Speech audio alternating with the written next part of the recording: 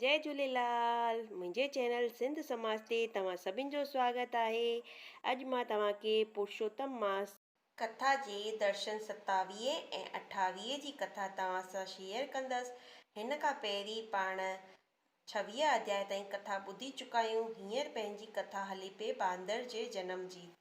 त सभई प्रेम सां मिली करे चवंदा, कृष्ण कन्हैया लाल की जय। दर्शन 27। श्री नारायण चवण लॻो त हे नारद, धर्मराय जो हुकुम ॿुधी यमदूत हिन चित्र शर्मा ब्राह्मण खे नरक घुमाए आख़िर बांदर जी जून ॾेई जंबोदीप में हिकु पहाड़ ते छॾे ॾिनऊं। हिन पहाड़ जे हेठां पाणीअ सां भरियल हिकिड़ो सुंदर तलाब हो ऐं क़िस्म क़िस्म फलनि जा वण लॻल हुआ। इन तलाब जो नालो मृग तलाब हो, छाकाणि त हिकिड़े दफ़े देवतनि खां डप खां भॼी मृग जो रूप धारे अची हिते लिकिया हुआ। तंहिं करे हिन तलाब ते मृग तलाब नालो पइजी वियो।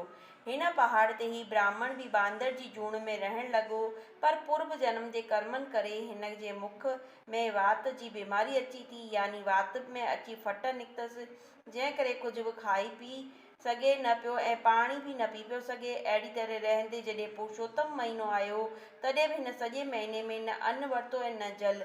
पछाड़ीअ वारे ॾींहुं जीअं हिकिड़े वण ते ॿिए वण ते टपो पे ॾिनई त वञी पाणीअ जे तलाब में किरियो। अहिड़ी त चोट लॻसि जो यकदमि प्राण त्यागईं।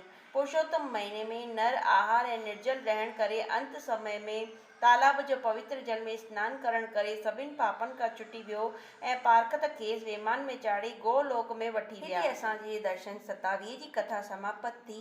दर्शन 28।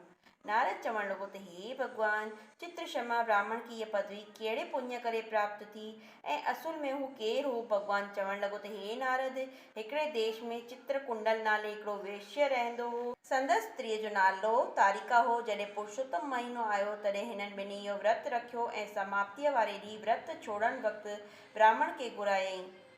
इते ही चित्र शर्मा बि आयो। हिन खे बि ॿियनि ब्राह्मणनि वांगुरु अकीचार धन मिलियो, जो हिन वठी करे ज़मीन में पूरे छॾियो ऐं कुझु बि दान पुण्य कोन कयईं।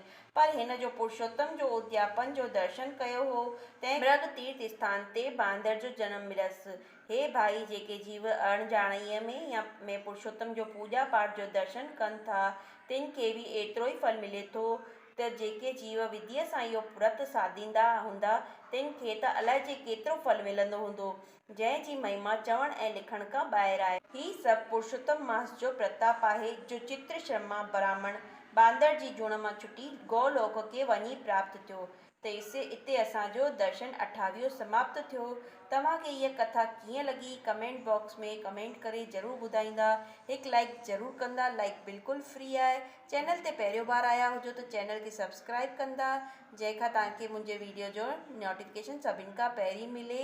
ऐं कमेंट बॉक्स में ओम नमो भगवंते वासुदेवाय ज़रूरु लिखंदा। तव्हां ॿी का कथा सिंधी में ॿुधणु चाहियो था त उहो बि तव्हां लिखंदा। त सभई प्रेम सां मिली करे चवंदा, कृष्ण कन्हैया लाल की जय ऐं जय झूलेलाल।